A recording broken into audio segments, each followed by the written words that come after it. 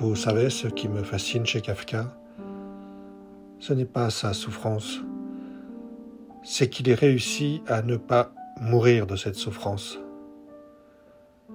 Imaginez, un homme qui se sent pas complètement né, écrasé par un père tout-puissant, incapable de se marier, de vivre comme les autres. Et pourtant il écrit. Il crée des mondes entiers, il tient debout. Comment fait-on pour transformer ces failles en force, pour faire de ces blessures une création? Jacques Lacan a trouvé le mot, le saint homme. Ce qui vous sauve n'est pas ce qui vous guérit, c'est ce que vous inventez avec ce qui ne peut pas guérir. Et si nos impossibilités étaient nos chemins les plus secrets vers la vie?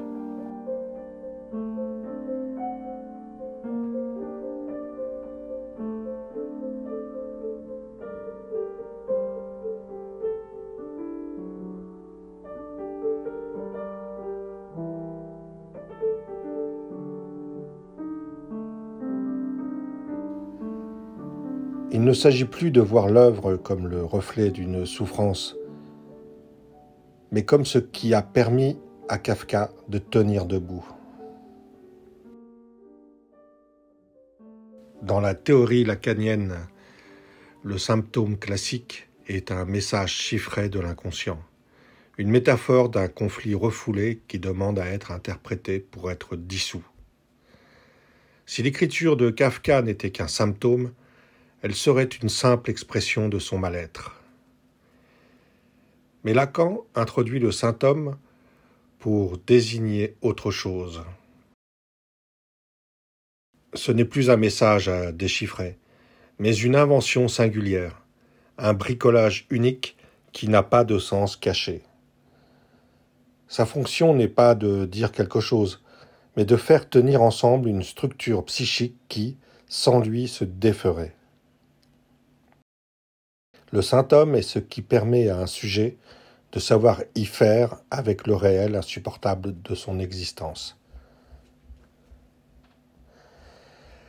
Lacan utilise l'image du nœud borroméen, où les trois dimensions de l'expérience, le réel, le symbolique, l'imaginaire, sont nouées ensemble. Dans une structure classique, ce qui assure ce nouage est le nom du père, ce qui inscrit l'enfant dans la loi, le langage, et donne une cohérence à son monde.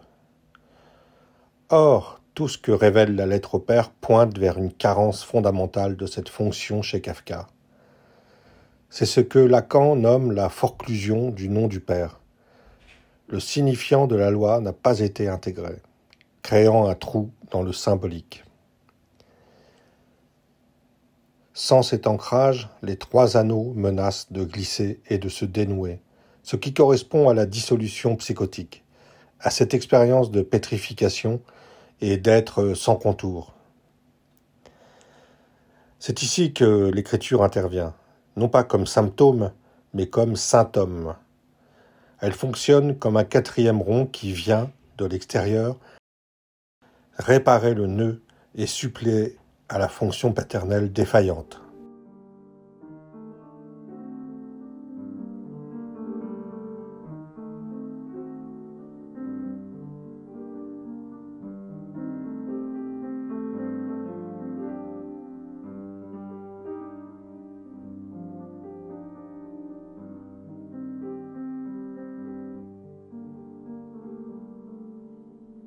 L'écriture n'est donc pas la conséquence de la faille, elle est la solution structurante à cette faille. Mais comment cette solution opère-t-elle? Non pas de manière systématique ou prévisible, l'invention kafkaïenne procède par tâtonnement, par obsession partielle, par construction précaire qui se défont et se refont. Parfois, l'écriture semble inventer un ordre de substitution. Ces bureaucraties infinies, ces procédures judiciaires implacables, ces hiérarchies labyrinthiques du château. Comme si Kafka saturait le vide de la loi par une prolifération de règles imaginaires. Mais ces constructions restent fragiles, toujours menacées d'effondrement.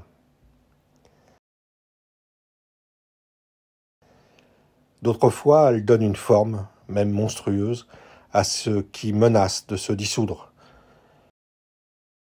Gregor Samsa, métamorphosé en insecte, est une image certes atroce, mais c'est une image, une forme qui contient momentanément la dissolution. Pourtant, cette forme elle-même reste énigmatique. L'écriture kafkaïenne tente aussi de cerner ce qui ne peut être dit. L'angoisse à l'état pur, la cruauté sans nom, la violence insensée.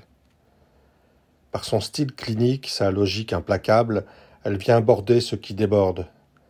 Mais ce bordage n'est jamais définitif. Ce qui frappe, c'est que chacune de ces opérations reste partielle, incomplète. L'écriture de Kafka ne résout rien de manière définitive. Elle maintient simplement quelque chose en vie. Elle permet de tenir debout, tant bien que mal.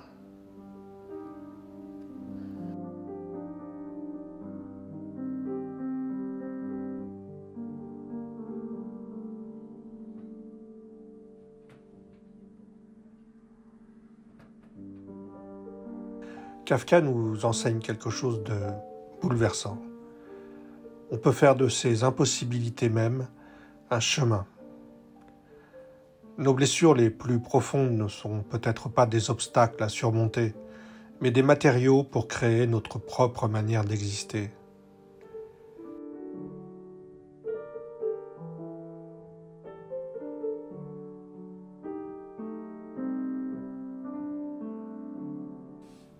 Et vous, qu'est-ce qui dans votre vie résiste à toute guérison, mais pourrait devenir votre plus belle invention ?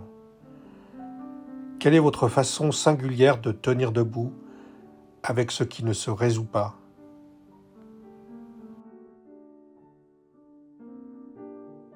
Je vous invite à partager vos réflexions en commentaire. Ces échanges prolongent la méditation et nous enrichissent tous.